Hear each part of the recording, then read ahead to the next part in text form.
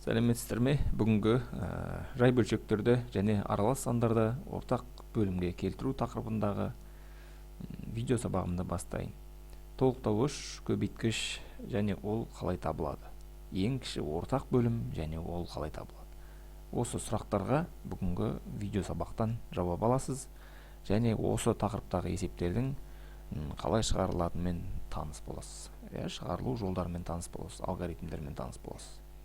Ендеше кеттік. Біз мысалы айтайық. Бірінші толықтауыш көбейткіш дегеніміз не? Осымен таныс болып алсақ. Мысалы айталық біз айталық 7-ден 2 деген бөлшекті бөлімі 14 деген бөлшекке келтірген кезде не істедік? Бөлімі 14 болатын бөлшек түрінде жазу үшін мына 7-ні 2-ге көбейтетіміз. Енді сол 2 бізде толықтауыш көбейткіш деп аталады. Толықтауыш көбейткіш. Яғни ол толықтауыш көбейткіш қалай табылады? 14-ті мына 7-ге бөліп, пайда болған бөлімді, жаңа бөлімді бастапқы бөлшектің бөліміне бөлсек 2 шығады. Ол 2 мына алымының шекесіне жазылады. Яғни ол көбейтіледі және. Сонда біз 14-тен 4 деген бөлшек аламыз. Тағы сол сияқты, бірнеше мысал қарастырайық. 12-ден 5 дейік. Бұны бөлімі айталық 48 болатын бөлшек түрінде жазсақ. Ол үшін 48 бөлінген 12 қанша болады? 4 болады. Ол 4-тің аты кім? Толықтауыш көбейткіш. Толықтауыш көбейткіш.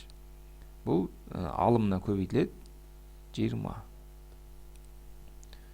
Толықтауыш көбейткіш дегеніміз не және ол қалай табылады?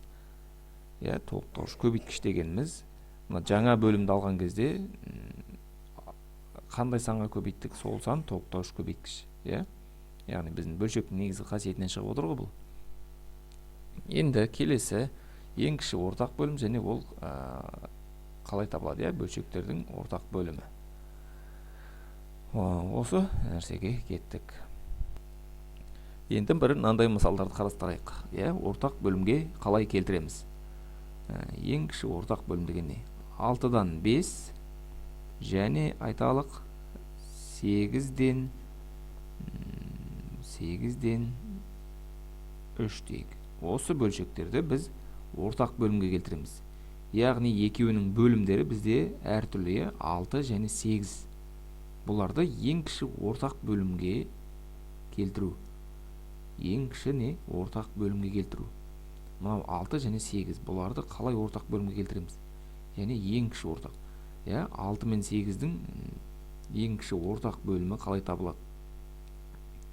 6 мен 8-дің ең кіші ортақ бөлімі бізде олардың ең кіші ортақ еселігін тапқандай табылады. Ол есімізде болса, екеуін бірдей несеміз бөлеміз 2-ге, екеуі де 2-ге бөлінеді 3, онда 8 2-ге бөлсек 4. Ең кіші ортақ еселік 6 мен 8-дің ең кіші ортақ еселігін осы әдіспен таптық қой өткен сабақтарда. Естеріңізде болса. Онда 6 мен 4-ті көбейтсек 24, 8 мен 3-ті көбейтсек те 24. Ендеше 6 мен 5 және 8-ден 3 бөлшектері 6-дан 5 және 8-ден 3 бөлшектері ортақ бөлімге келтіріледі. Қандай? 24 деген. Сонда бұл бөлшектер қандай бөлшектерге айналады? 6-дан 5 тең бөлімі 24-ке келтірілді. Бөлімі 24 бөлшек болады. Енді бұл не істейміз? Ары қарай қалай табамыз? Алымын қалай табамыз? Ол үшін не істейміз? Толықтауыш көбейткіш табамыз. 24-ті 6-ға бөлеміз. Қанша болады? 4. 5 пен 4-ті көбейтіп жазамыз. 24-тен 20 деген бөлшекке айналды. Енді 8-ден 3-ті келтіреміз ортақ бөлімге. Ең кіші, ең кішісін қарастырамыз. Өйткені олар шексіз көп, олар неселіктері сол сияқты бөлімдерде шексіз көп, сондықтан біз ең кішісін есептеуге тырысамыз. Қанша болады? Бұныкі де 24-ге келеді ортақ бөлім. 24 8-ге бөліп толықтауыш көбейткіш табамыз. 24 8-ге бөлсек 3, 3 пен 3-ті көбейтсек 9. яғни 24-тен 20 және 24-тен 9 деген бөлшектерге келді. Келесі есептерге кеттік.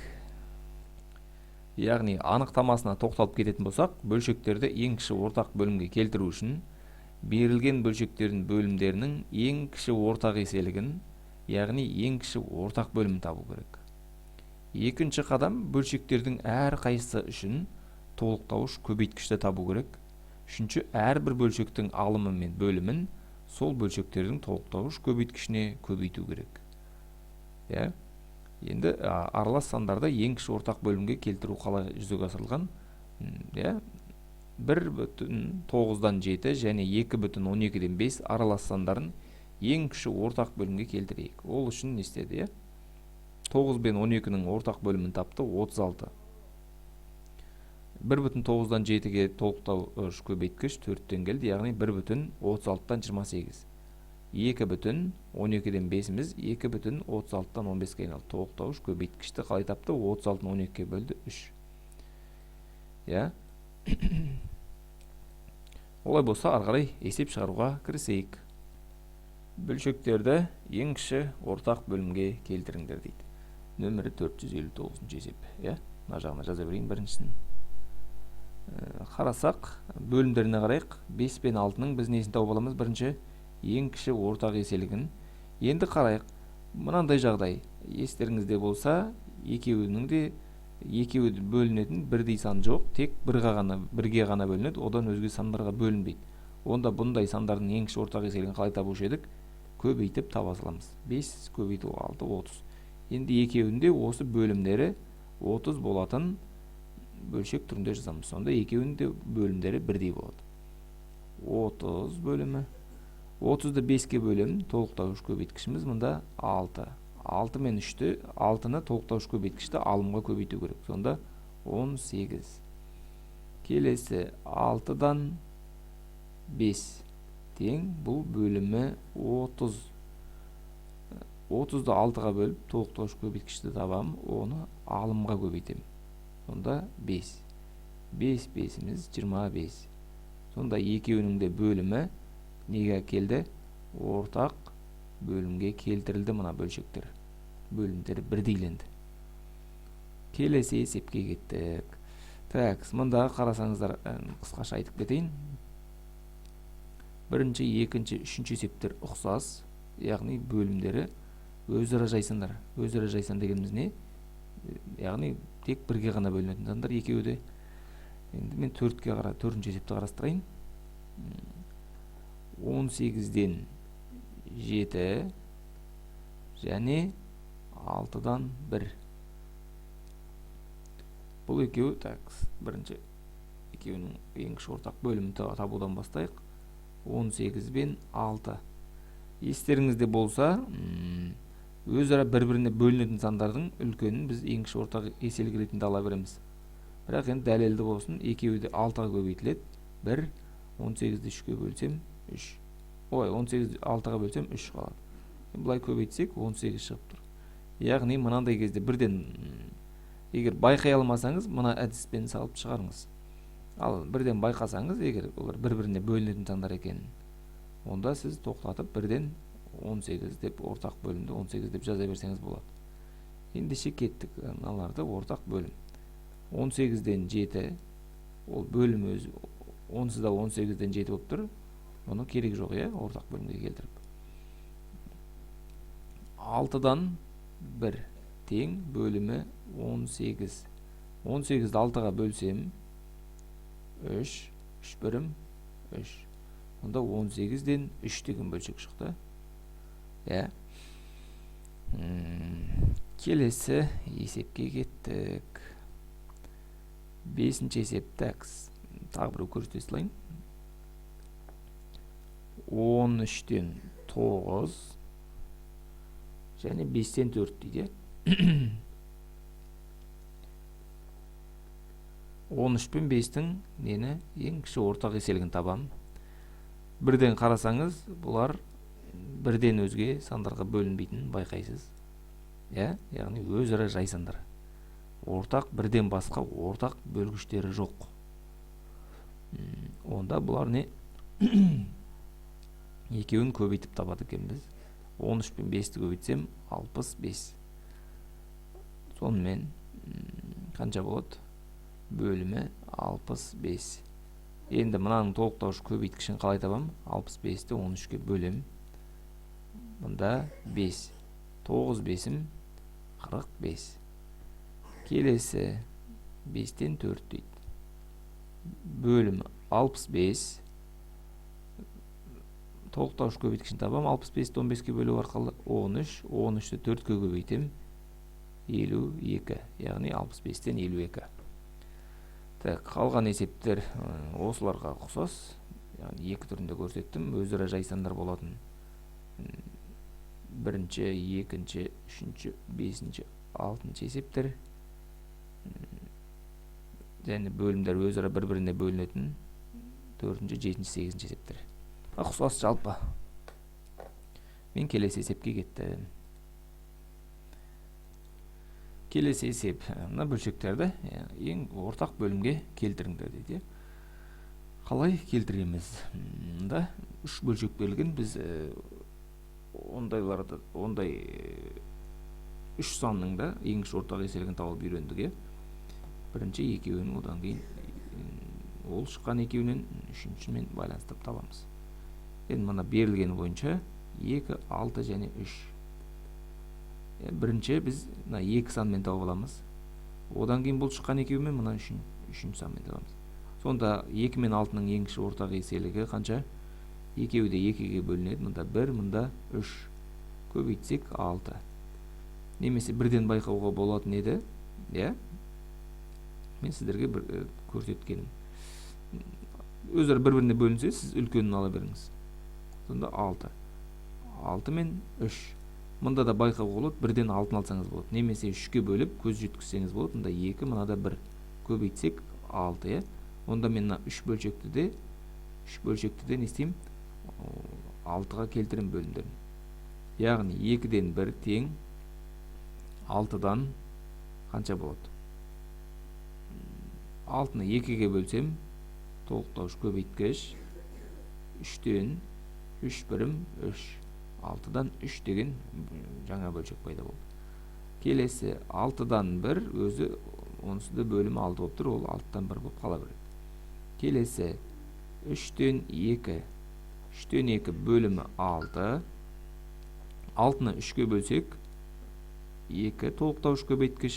Толықтауыш көбейткіш кімге? Алымға көбейтіледі. Сонда 6-дан 4 деген жаңа бөлшек пайда болды. Келесі есепке кеттік. Мына есепті қарасаңыздар. Мұнда осы бірінші есепке ұқсас жолмен екінші есеп шығады. Яғни екеуінің де үшеуінің ортақ бөлімі 28 болады. Мына сан 7-ге де 4-ке де бөлінеді. Мұнда да сол 25, 20, 10. 20 мыналарға бөлінеді. Яғни 5 және 10-ға бөлінеді. Онда ортақ бөлім 20-ға ала бересіз. Мұнда да сол 6-сын көрсете салайын. Негізі көрсетілген есептер, бірақ қайталау еске түсіру болсын. Бізде 2, 9, 6 деген ортақ бөлімдер. Біз бірінші 2 мен 9 бойынша тауып алайық. Ортақ бөлім қандай сан болатынын. 2 мен 9 екеуі де бірдей санға бөлінбейді. Бірден өзге. Онда бұл екеуін несеміз көбейтіп таба береміз. Онда бізде 18 шығады. Ендеше 18 бен 6 бойынша табатын болсақ ортақ бөлім 18 6-ға бөлінеді. Сондықтан біз 18-ді ала береміз ортақ бөлім ретінде. Түсінікті? Енді арқарай есептейік. 2-ден 1 тең бөлімі 18 жазық қойық. Арқарай толықтауыш көбейткішті табу керек болады. 18-ді 2-ге бөлем 9. 9-ды алымы 1-ге көбейтем. Сонда 18-ден 9.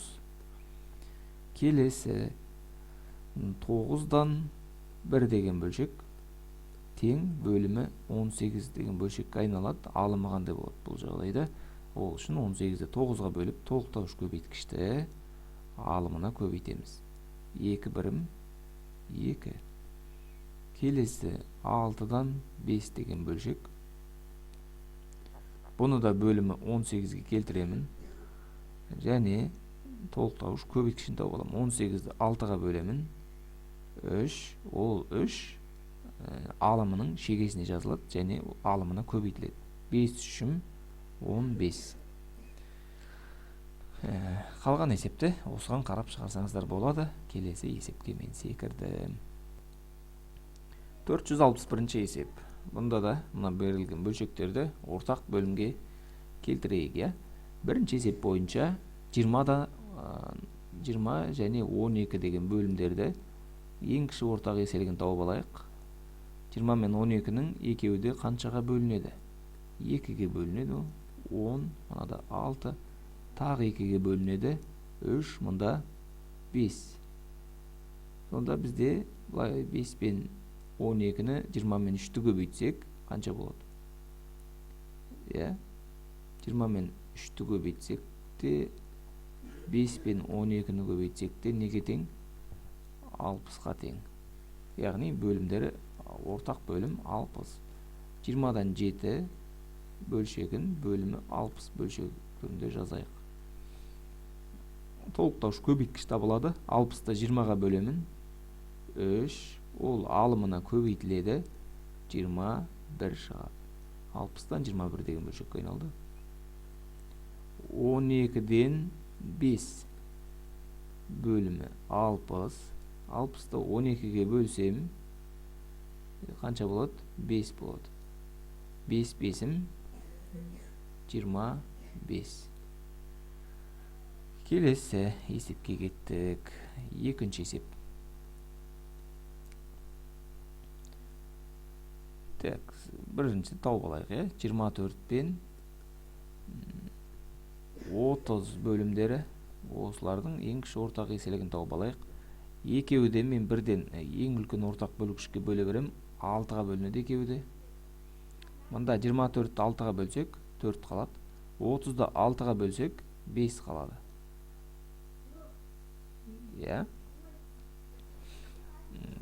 Енді бұлай көбейтсек қанша болады? 24-ті 5-ке көбейтсек, немесе 30-ды 4-ке көбейтсек, бізде қанша шығады? 120.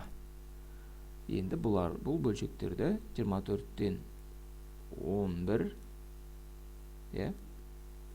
тең бөлімі 120 болатын бөлшек түрінде жазсақ. 120-ны 24-ке бөлсек 5, 5 11-ім 55. Келесі 30-дан 1 тең 120. 120-ны 30-ға бөлсек, толықтауыш көбейткіш 4. 4 бірім 4. Келесі үшінші есеп. 16 және 12-нің ортақ еселігін тауып көрейік. Енді мен бірден екеуінде 4-ке бөлімі болады. Сіз бәлкім 2-ге 2 рет бөлесіз. Мында да мен бірден 6-ға бөліп жүрдім, сол сияқты. Мен бұнда егер 2-ге 3-ке бөліп табуға болар еді, 4 пен 5. Мен бірден 4-ке бөле берем. Егер ең үлкен ортақ бөлгішті білсеңіз, бөле беріңіз. 4-ке бөлем. Мында 4, мында 3. Көбейтсек, қанша? 16-ға 3-ті көбейтсек те 48, 12 4-імізде 48. Не істеймін ары қарай? 16-дан 3-ті ортақ бөлім 48-ге келтіреміз. 48-ді 16-ға бөлсем бізде 3. Ол алымына көбейтіледі. 3 3-ім 9. Келесі 12-ден 1 тең бөлімі 48. 48-ді 12-ге бөлсем 4, 4 бірім 4 екен. 48-ден 4 деген бөлшекке айналды. Жалпы қалған есептерді дәл осы жолмен шығады. Осыған қарап, шығарып, өздеріңіз үйренесіздер деген сенімдемін және үміттемін. Мен келесі есепті көрсетейін. Жұлдызшаның орнына тиісті санды тауып қойыңдар дейді. Енді бұнда қалай жүргіземіз? Бұнда не істейміз, иә?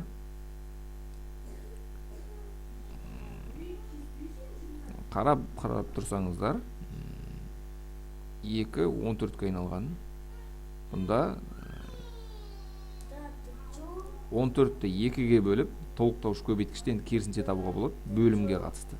14-ті 2-ге бөлеміз, мынаған толықтауыш көбейткіш қаншадан? 7-ден.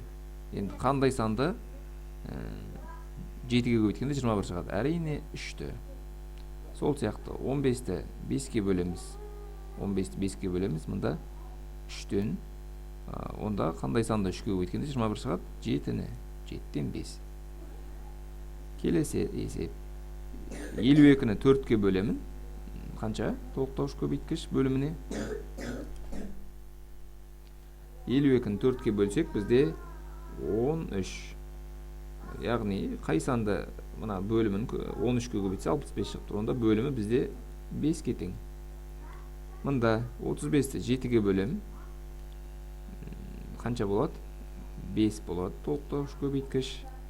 5-ті қай санға көбейткенде 65 шығады? Әрине 13. Үшінші есеп.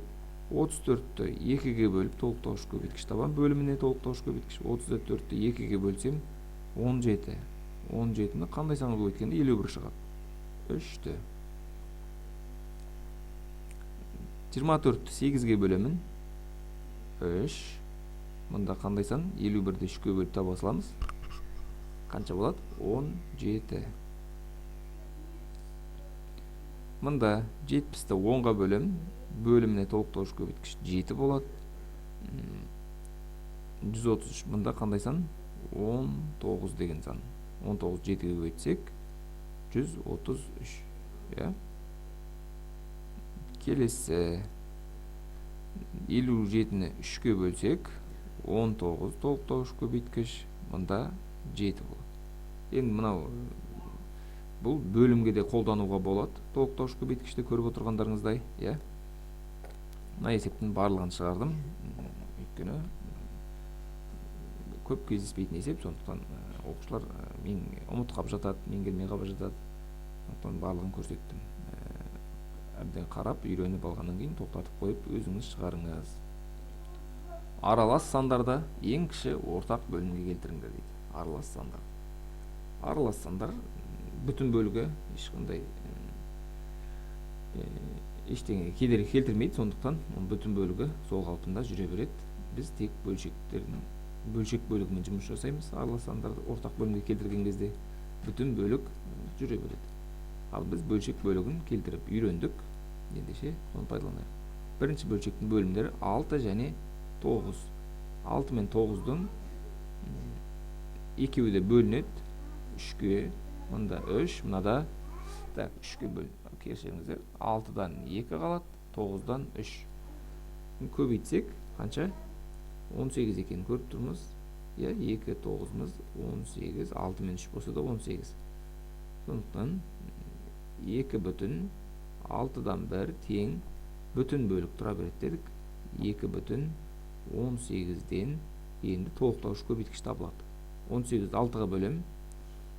3, 3-ті алымы 1-ге көбейтем. 2 бүтін 18-ден 3 деген бөлшекке айналды.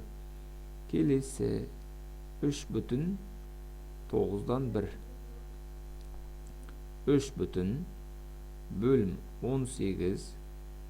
18-ді 9-ға бөлсек 2-ден 2 бірім 2. Яғни 3 бүтін 18-ден 2 деген бөлшекке айналды.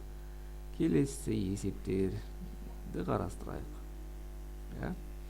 Екінші есеп. 1 бүтін 4-тен 3 және 3 бүтін 12-ден 5. Бізде бөлімдері 4 және 12. Енді бірден байқасаңыз да болады. Егер байқай алмасаңыз, мұна әдіспен табыңыз. Мен олар бір-біріне бөлінетін байқадым, онда ортақ бөлім 12-ні ала берсек болады. Түсінікті? Ортақ бөлім 12. Ендеше осы бөлшектерді бөлімі 12 болатын бөлшектерінде жазайын. 1 бүтін 4-тен 3 тең қанша болады? 1 бүтін 12-ден 12-ні 4-ке бөлем 3, 3 3-ім 9 1/12-ден 9 деген бөлшекті алдық. Келесі 3/12-ден 5-іміз сол қалпы 3/12-ден 5 күйінде қалады. Мынаны жазбай қойсаңыз да болады, өз дайын тұр. Келесі енді мына ұқсастарын айта кетсем, 3-ші есеп, 6-ші есеп, осылар мына 2-ші есеп сияқты шығады. Мына 2-ші есепке қарап шығарамыз. 6-ны және 2-ші есептерді, 6-ші және 3-ші есептерді 2-ші есепке қарап шығарамыз. 4-ші есепті 1-ші есепке қарап шығарамыз. 7-ші есепті де 1-ші есепке қарап шығарамыз. 8-ші есепті де 1-ші есепке қарап шығарамыз. 5-ті көрсете салайын. Бұл артта көрсетіп келе жатырмын, бірақ артық болмады. 11 және 2. 11 және 2 бөлімдері. Бұл екеуі бірдей санға бөлінбейді, сондықтан бұл екеуін не істейміз? Көбейтіп таба береміз. Сонда бізде 22 деген ортақ бөлім шығады. Яғни 1/11-ден 3-іміз 1/22-ден қанша болады? Ол үшін 22-ні 11-ге бөлем. Мұнда 2-ден 2 3-ім 6. Яғни 1/22-ден 6 деген бөлшекке айналды. Келесі 2/2-ден 1. 2 бөлім 22. 22-ні 2-ге бөлсек 11. 11-ді 1-ге көбейтсем 11. Жалпы осы қатты қиын емес. Мұқият қарап, өздеріңіз қалған өздеріңіз шығарып көріңіздер. Натурал санды берілген жай бөлшекпен бөлімі бірдей жай бөлшек түрінде жазыңдар. Енді біз бұған дейінгі есептерде нені үйрендік? Бөлшектерді ортақ бөлімге келтіріп үйрендік. Енді біреуі натурал сан болып қалса не істейміз? 7 және 8-ден 5 дейді. 7, біреу 8-ден 5 дейді. Енді бұл 7 дегеніміз бөлшек түрінде жазатын болсақ, бұл кез келген натурал санның бөлімінде 1 бар деп ойлай аламыз. Яғни 7-ні 1-ге бөлсек 7 ғой. Ал 1-ге бөліп көбейтпей қоюға болады. Өйткені сол санның өзі шығады. Сонда мынау 1-ден 7 және 8-ден 5 деген сандар. 1-ден 7 және 8-ден 5 деген бөлшектер. 7 деген натурал сандар неге айналдырып алдық? Бөлшек түрінде жазып алдық. Енді бұларды ортақ бөлімге келтіру оңай. 8 бен 1-дің ортақ бөлімі не? 8. Өйткені 8 бен 1 өздері жайсама есептеледі. 8. Ендеше 8-ден 5 өзі дайын. 1-ден 7-ні мен не істеймін? 8-ге келтіреміз. 1-ден 7-ні не істейміз? Бөлімі 8 болатын бөлшек түрінде. Яғни 8-ді 1-ге бөлсек 8. Толықтауыш көбіш 8 бен 7-ні көбейтсек 56. Яғни 8-ден 56 және 8-ден 5 деген ортақ бөлімге келтірдік. 8-ден 5 өзі дайын тұр. 8-ден 5-ге жазып қойсылайын сонда да. Сол сияқты келесі есептерді қарастырайық. 9-ды біз ойлаймыз қанша? 1-ден 9 және 4-ден 1. Ортақ бөлім 4. 1-ден 9 тең. Неге 1-ден таба бердім? Өйткені 4 пен 1 бір-біріне бөлінеді, сондықтан үлкен санды ала береміз. Немесе 1 мен 4 бір-біріне 4-ті 1-ге бөлуге болады. Онда 4-ті ортақ бөлім қылып ала берем. Сонда 4-ті 1-ге бөлсек 4, 9-ды 4-ге көбейтсем 36. 4-тен 1 өзі дайын 4-тен 1. Тағы бір көрсетейін, қалғанын сіздерге қалдырайын. Барлығы осылай шыға береді. 3-ші есеп 7-ден 3 және 4 дегенді қалай жазамыз дедік? 1-ден 4.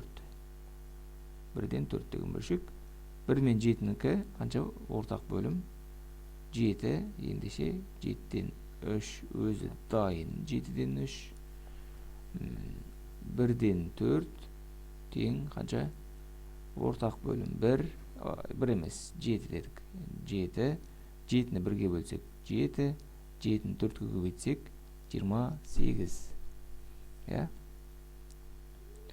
Қалғаны да осылай шығады. Келесі есепке кеттік. Сіздер осыған қарап, қалғанын өздеріңіз шығарыңыздар.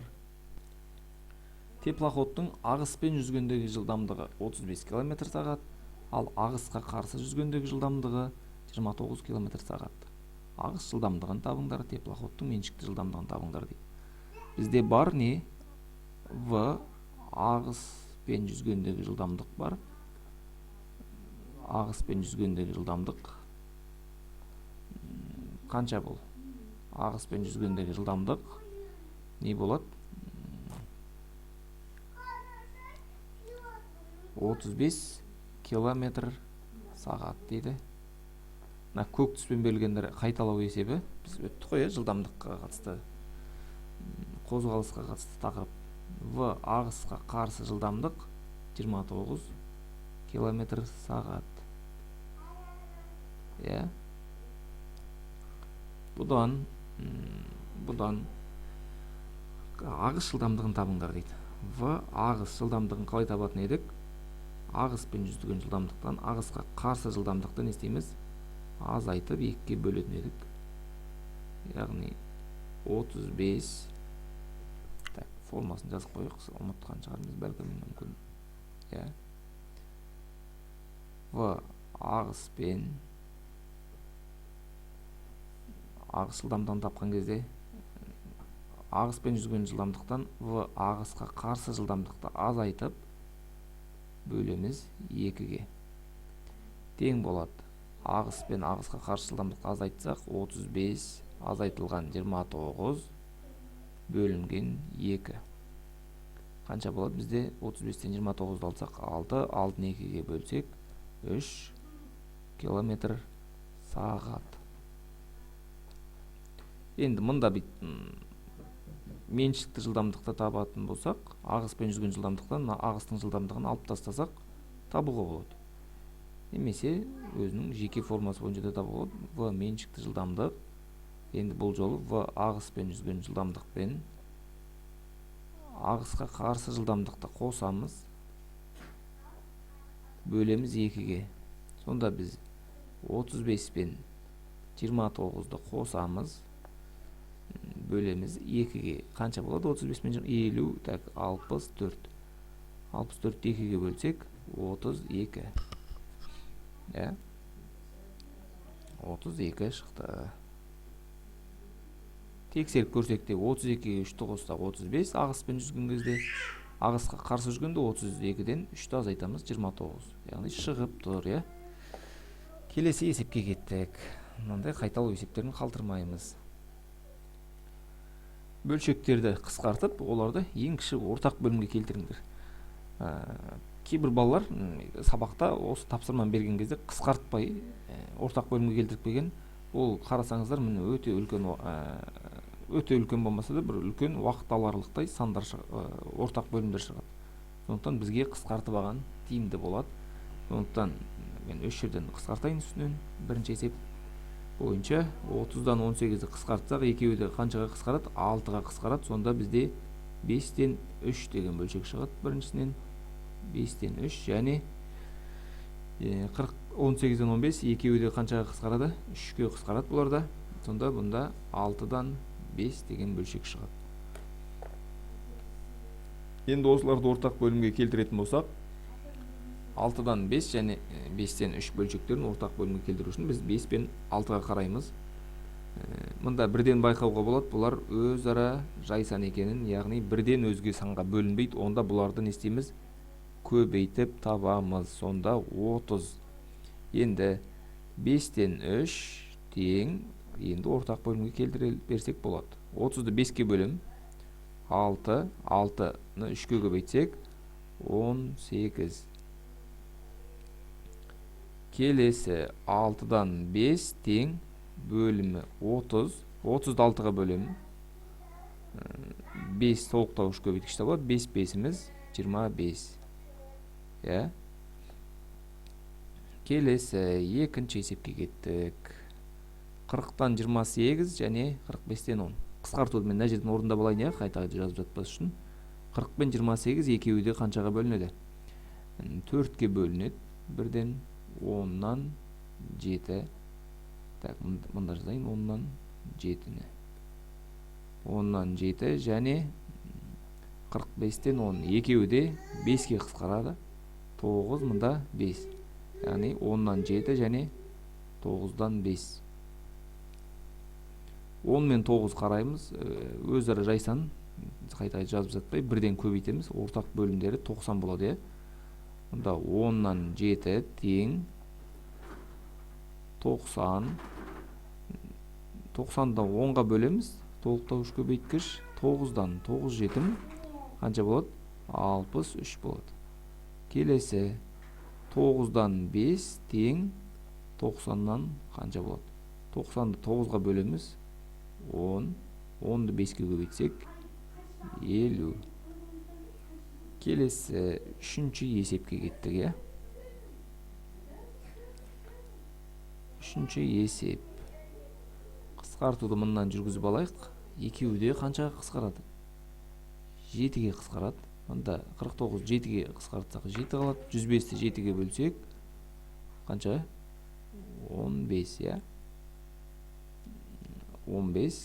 Сонда бізде бірінші бөлшегіміз 15-тен 7 қалды қысқартқаннан. 15-тен 7 және қанша? 36 мен 27 қысқарады. Екеуі де 9-ға қысқарады. Мұнда 4-тен, мұнда 3. Яғни 4-тен 3 деген бөлшек. Енді 15 пен 4-ке қараймыз. 15 пен 4-ке. Екеуі бірден өзге сандарға бөлінбейді, онда көбейтеміз. Я? 15 4-іміз 60. Енді осы ортақ бөлім 60-ға келтіреміз. 15-тен 7 тең 60-тан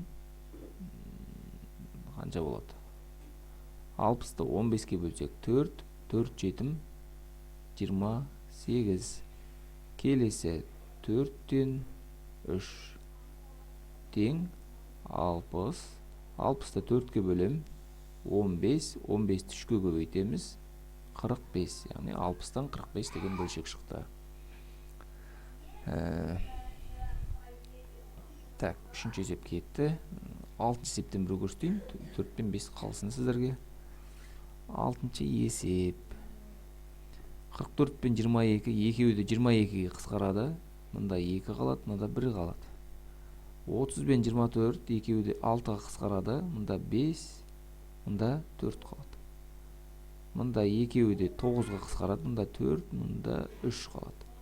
Сонда бізде 2-ден 1, 5-тен 4 және 4-тен 3 деген бөлшектер шықты. Енді не істейміз? Әдеттегідей 2 мен 5 бойынша ортақ бөлім қанша? Екеуі де өзара жайсандар, онда бұларды не істейміз? Көбейтіп таба саламыз. Бұл екеуінен 10 шығады көбейтсек. Енді 10 мен 4-тен табамыз. 10 мен 4-тен табатын болсақ, екеуі де 2-ге бөлінеді. Мұнда 2 қалады, мұнда 5 қалады.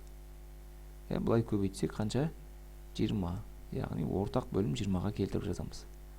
2-ден 1 тең 20.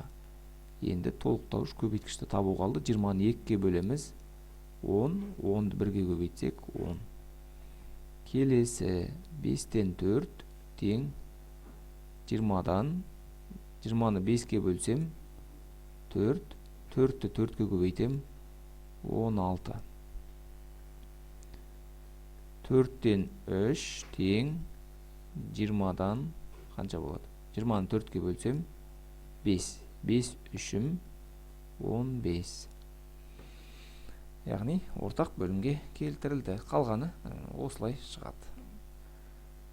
Міндетті түрде келесі қайталап шығарған кезде тоқтатып қойып, өзіңіз шығаруға тырысыңыз. Натурал санды берілген аралас сан мен бөлімдері бірдей болатын аралас санға айналдырып жазыңдар дейді. Бастапқы төртеуін көрсетейін. Бірінші есеп 7 және 2,3-тен 1 дейді. яғни мына 7-ні аралы сан түрінде жазу керек, бөлімі 3 болатын. Яғни біз бұндай кезде не істеуші едік? 6 бүтін, мынаның 1 бүтінін бөлшектеймін, мынаның бөлімімен бірдей қалдырып. Онда 3-тен 3, 6 бүтін 3-тен 3, 1 бүтінін бөлшектеймін. Ана өзі 2 бүтін 3-тен 1 дайын. 2 бүтін 3-тен 1. Келесі екінші есеп. 4 және 5,8-ден 3 дейді. 4 және 5,8-ден 3. Мына 4-тің үшеуін қалтырам, біреуін бөлшектеймін, 8-ден 8 қылдырып.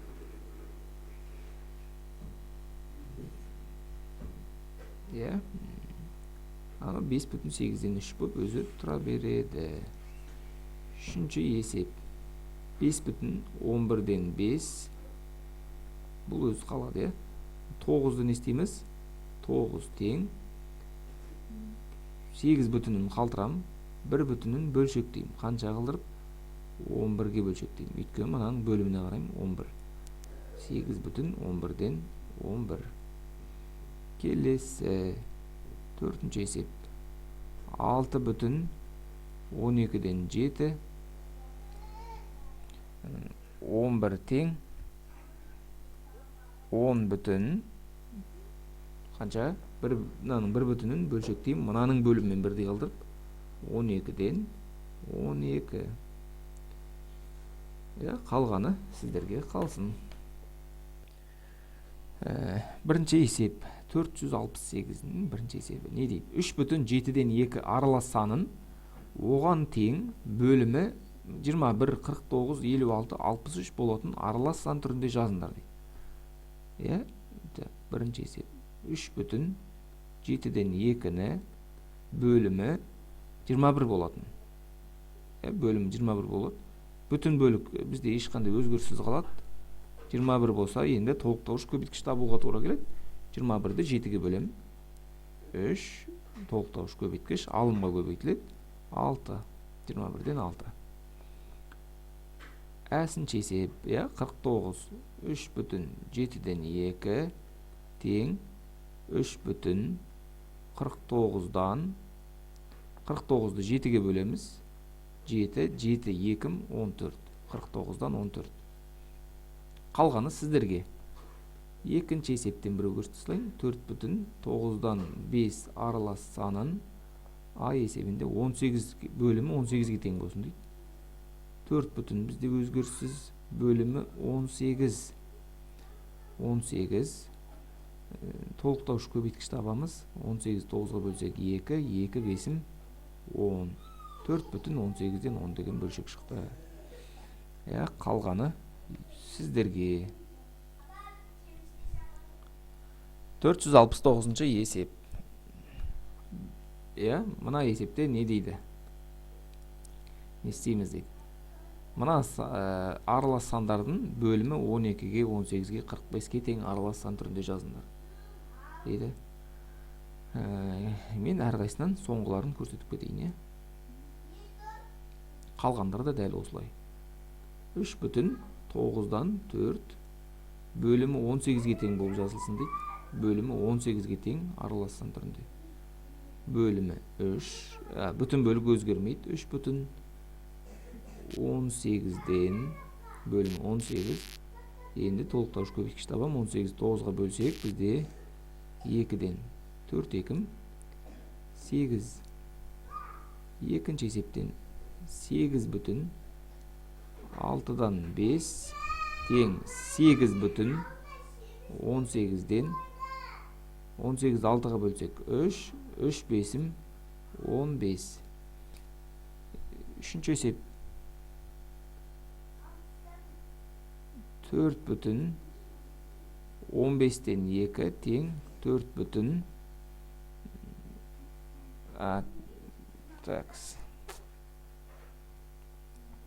4 бүтін 45 түрінде жазыңдар дейді бөлімін.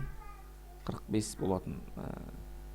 45-ті 15-ге бөлсек 3, 3 2 6.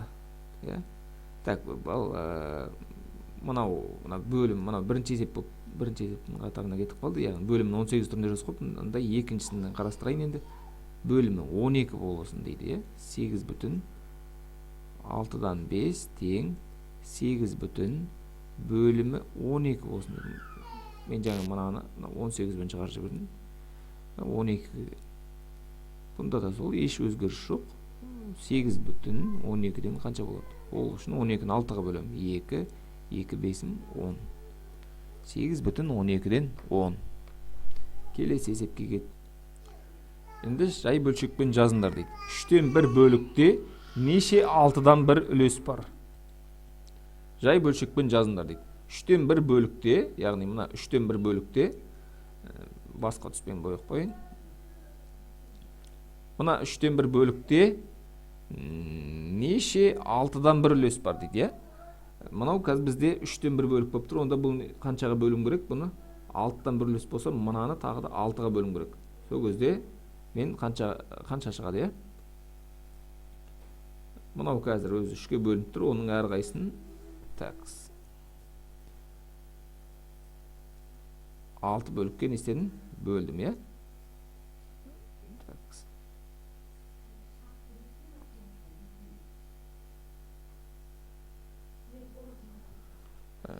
Яғни бізде енді қарасаң, неше 6-дан 1 үлес бар? 3-тен 1 бөлікте, біздің боялған бөлікте қанша бар? Неше 6-дан 1 бар? 2 бар, иә, бізден андай. Мына 6-дан 1 бар, мына 6-дан 1 бар. Оны қалай табамыз? Яғни 3-тен 1-де бөлімі 6 болатын бөлшек түрінде жазамыз.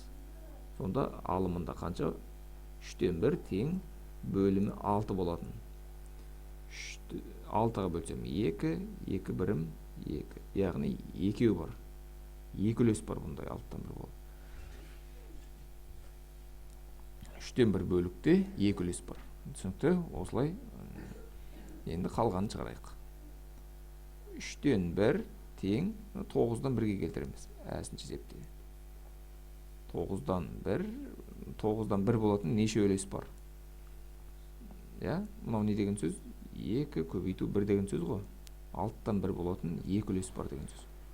Мұнда 9-ды 3-ке бөлем 3, мұнда 3 көбейтілген 1, яғни 9-дан 1-дің 3 үлесі бар.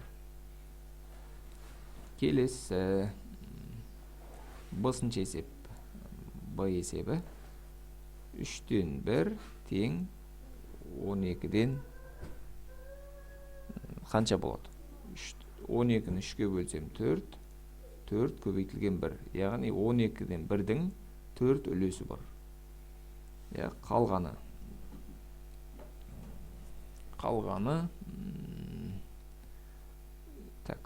ғана қалды. В-ны да көрсете салайын. В 3-тен 1 тең 15 бөлімі. 15-ті 3-ке бөлсем 5, яғни 5 көбейтілген 1. 15-тен 1-дің 5 үлес бар. 3-тен 1-дің ішінде 5-еу бар, осындай 15-тен 1 болады. Келесі екінші есепке кеттік. Екінші есептің А есебі, 4-тен 3 бөлікте неше 8-ден 1 үлес бар? Яғни бөлімін 8-ге келтіреміз. 8-ді 4-ке бөлсем 2, 2 үшім 6. Бізде 8-ден 1 нешеу бар? 6 бар, 6 үлес бар. Келесі әсінші есеп. 4-тен 3 тең 12-ден қанша болады? 12-ні 4-ке бөлсем 3, 3 үшім 9.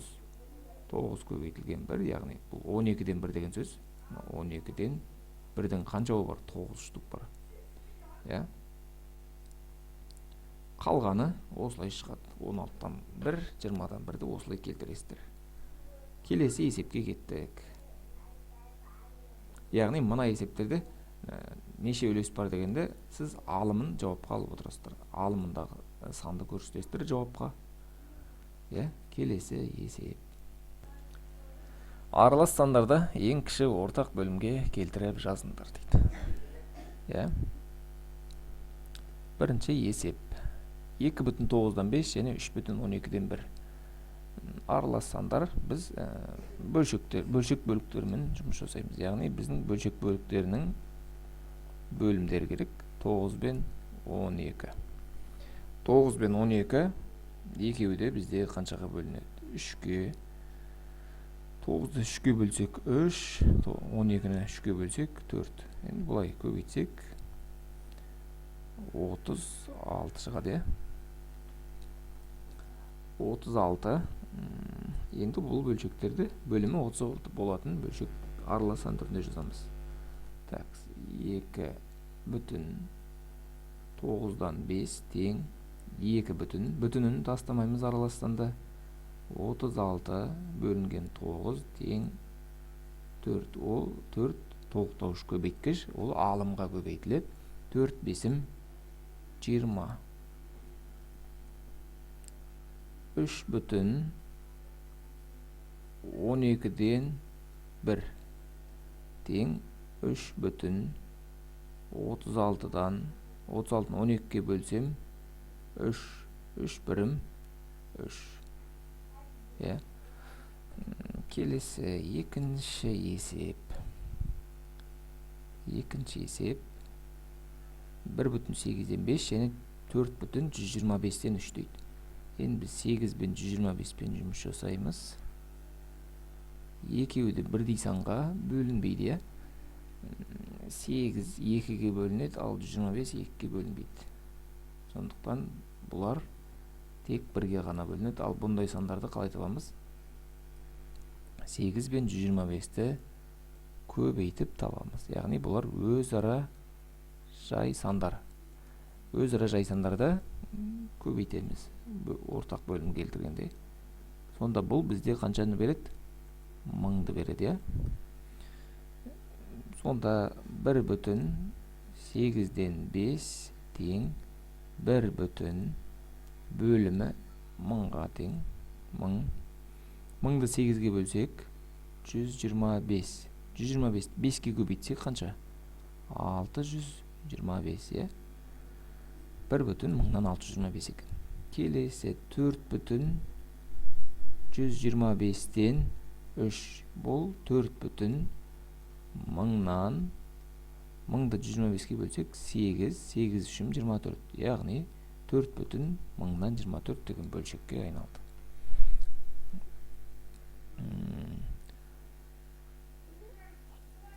Қалған 3 сандыкін сіздерге тауып көрсеткем. Естеріңізде болса, бірінші 15 пен 24-тен тауып аласыз, одан кейін ол шыққан екеуінен 40 пен табасыз. Сол сан ортақ бөлім болады. Оны сіздерге қалдырдым.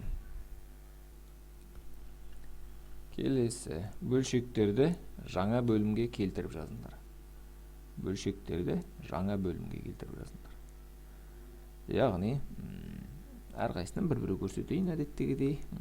Соңғы жақтарынан көрсетейін. Бірінші есеп бөлімі 10-ға келу керек. 3,5-тен 4 тең 3,10-нан қанша? 10-ды 5-ке бөлім 2, 4 2 8. 3,10-нан 8. Екінші есеп 1,50-ден 3 тең. Бұл 100-ге келтіру керек бөлімін. Бұл 1,100-ден қанша болады? 150-ге бөлім 2, 2 3 6. 1,100-ден 6. Үшінші есеп 4,500-ден 123 тең 1000-ға келу керек бұның бөлімі. 4,1000-нан 1000-ды 500-ге бөлім 2 толықтауыш көбейткіш 2 алымға көбейтем. Қанша? 246. 4,1000-нан 246 деген бөлшек шықты. Қалғанын дәл осылай осы үшеуіне қарап шығарасыздар. 475-ші есеп. Қиындығы сәл жоғары есеп. Жұлдызшасы бар. Бөлшектерді ең кіші ортақ бөлімге келтіріңдер. Бұл жалпы 7 сыныпта өтілетін тақырып. бірақ 7 сыныпта ортақ бөлімге келтіру бар. Ол жерде бізде алгебралық өрнек мынау. Біз қазіргі таңда бөлшектерді ортақ бөлімге, яғни олар санмен, санды өрнек, ал мынау әріппен берілген бөлшектер. Бұларды ортақ бөлімге қалай келтіреміз? Біз бөлімдерге қараймыз, а квадрат және а. Екеуі де қандай әріпке, қандай ортақ бөлім бар екеуінде? Екеуі де аға бөлінеді. А квадратты аға бөлсем, а ғана қалады. Аны аға бөлсем, 1 қалады. Енді бұлай көбейтем, ары қарай бөлінбейді себебі. Сонда а квадрат болады ортақ бөлім.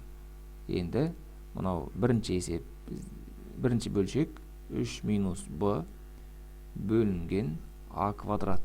Бұл осы күйінде қала береді. Екінші адан б. Бұл бөлімі а квадратқа келу керек. Онда ол толықтауыш көбейткіш табам. А квадратты аға бөлем, а қалады. Аны б-ға көбейтем, яғни толықтауыш көбейткіш а б болады.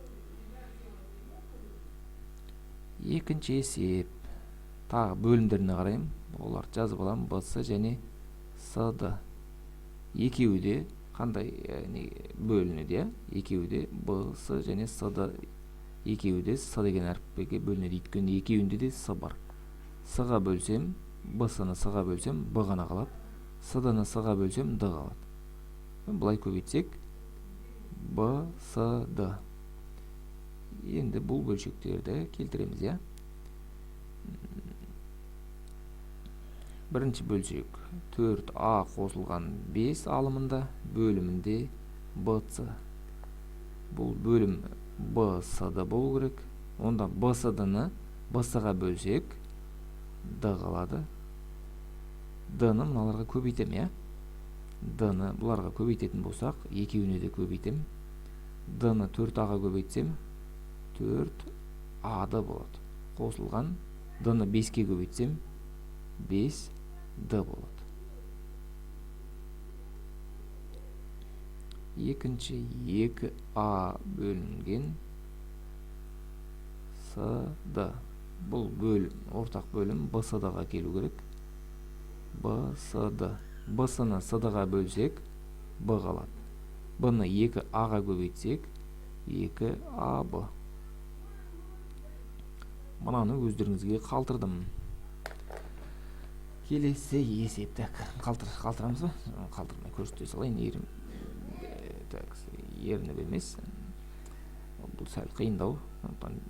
2а ортақ бөлімдері 3а. Екеуін ортақ бөлімге келтіру үшін екеуінде бірдей санға бөлеміз. а-ға бөлінеді. Мұнда 2 қалады, мынада 3 қалады. Сонымен бұлай көбейтсек қанша? 6а шығып тұр екеуінен де. Ендеше 6а-ға келу керек бөлімдері. б қосылған 7 бөлінген 2а тең бөлімі 6а. 6а-ны 2а-ға бөлсек 3 шығады. 3 бұны екеуіне де көбейтеміз. 3б қосылған 21. Келесі бөлшегім 3а-дан 9 алынған б. Бұл бөлімі 6а-ға келу керек. 6-ны 3а-ға бөлсем 2. 2-ні 9-ға да б-ға да көбейтем. Сонда 2-ні 9-ға көбейтсек 18 азайтылған 2б. Осымен бұл есеп аяқталды. Келесі есепке кеттік. Ертегілер жинағының бірінші беті 3 цифрынан бастап нөмірленген. Оның барлық беттері 349 цифрмен нөмірленген. Ертегілер жинағында неше бет бар дейді. Біз білеміз, бастапқы 9 бетіне, яғни 3-ші беттен бастап 9-ші бетіне дейін қанша цифр кетеді? Барлығы 7 цифр кетеді. 10-нан бастап 99-ші бетке дейін неше цифр кетеді? Яғни бұл аралықта қанша бет бар? 90 бет бар. 90 әр қайсы 2 цифрмен, 2 таңбалы цифр. 2 таңбалы сандар. Яғни 2 цифр бұған 180 цифр кетет.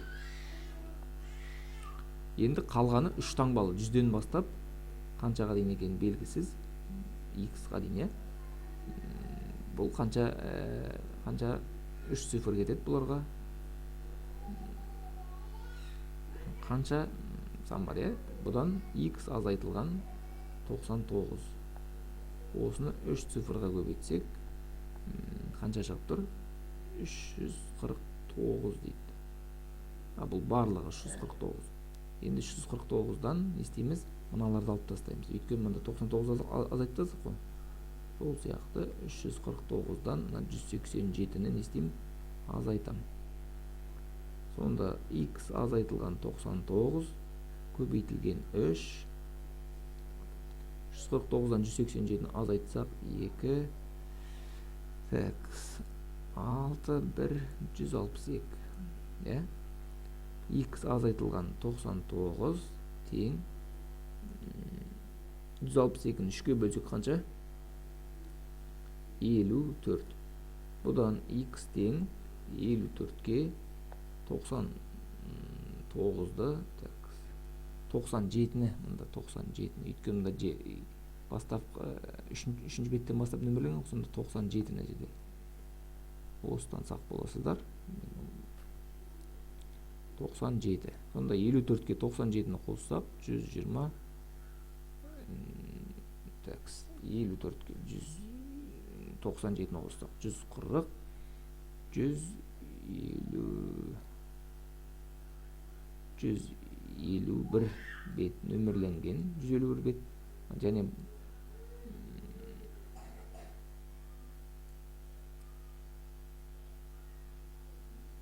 неден аты кетіп қалдық.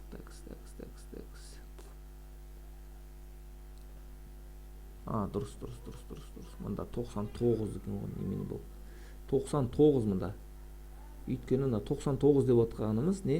99 дегеніміз бастапқы жаңағы цифрлар бір таңбалы және екі таңбалы цифрлар 99-ды қосамыз. Сонда бізде 153 бет бар екен. Бұл бізде Б нұсқасында тұр. Келесі есепке кеттік. Теңдеуді шешіңдер дейді. Мұнда қалай шешеміз енді? Мына жақта қарасақ 10-ның 5-тен 10-ның 5. Бұл не деген сөз? Екеуі де 10-ның 5-ке қысқарады, сонда мұнда 1-ден 1 қалады. Онда бізде мына жақта да 9-дан 9 деген сөз. Бұл қалай тең бөлшек? Онда мына жерде де бізде алымында не тұр деген сөз? 9-дан 9 тұр деген сөз. Алымы да 9-ға тең деген сөз. Осы арқылы біз теңдеуді шеше аламыз. 192 бөлінген 5x минус 3 минус 7 тең 9-ға. Енді бізде x-ға жеткенше әлі 7-тен құтылуымыз керек. Одан жақшаның ішін анықтауымыз керек. Сонда 192 бөлінген 5x минус 3 тең 7 9-ға не істеледі? Қосылады. Бұнда 16. Енді 192-ні 5x минус 3-ға бөлсе, 5x минус 3-ке бөлсе 16 шығып отыр. Бұнда 5x минус 3-ті қалай анықтар едік? 192-ні 16-ға бөлер едік. Бұнда қанша? 5x минус 3-іміз 12-ге тең болды екен. Бұдан 5x минус 3 тең 15. 5x тең 18 болады бұдан. Мен өстіп қате кетті қалып жатырмын. Қате болғанда 5x минус 3. Мұнда 3 на жаққа жіберген кезде 12-ке 3 қосылады. Бірден 15. Осылай жазам деп ойлап отырып жазып жібердім. 5x тең 15. Бұдан x тең 15-ті 5-ке бөлем 3. Келесі екінші есепте де дәл осындай жағдай. Мына екеуі 1. Онда мына жерде де мынауда алымы 12-ке тең деген сөз. 12 мен 12-ні қысқартсақ 1-де 1 шығады ғой. Онда тең бөлшек. Онда біз не істейміз? Екінші. 7x қосылған 16 бөлінген 11 қосылған 8 тең 12-ге тең. 7x қосылған 16 бөлінген 11, 8-ді не істейміз? 12-ден азайтып жібереміз. Сонда 7x қосылған 16-мыз бөлінген 11 тең 4-ге. Енді қандай санды 11-ге бөлсек 4 шығады. 7x қосылған 16-мыз, онда 4 көбейтілген 11 44 шығады. 7x қосылған 16 тең 44. Енді не істеймін? 7x-ті табу үшін енді 44-тен 16-ны азайтам. Сонда бізде 7x тең 28. Бұдан x неге тең? 28 бөлінген 7 тең 4.